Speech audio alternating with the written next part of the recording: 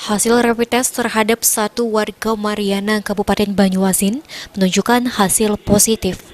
Untuk memastikan status bersangkutan, tim medis telah melakukan tes swab yang sampelnya telah dikirim ke Jakarta.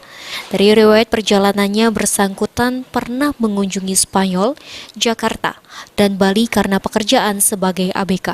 Aminuddin Jubir, gugus tugas penanggulangan COVID-19 Kabupaten Banyuasin mengatakan, jika bersangkutan telah menjalankan tes ronsen dan swab di Rumah Sakit Guntur. Dari hasil ronsen tidak menunjukkan gejala COVID-19.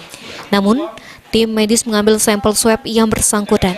Yang bersangkutan sendiri telah dikirim ke Rumah Sakit Siti Fatimah milik pemerintah Provinsi Sumatera Selatan. Namun hari ini hasil tersebut akan ditindaklanjuti dengan tes kesehatan lebih lanjut, antaranya yaitu ronsen paru-paru, kemudian tes lebih lanjut, tes swab.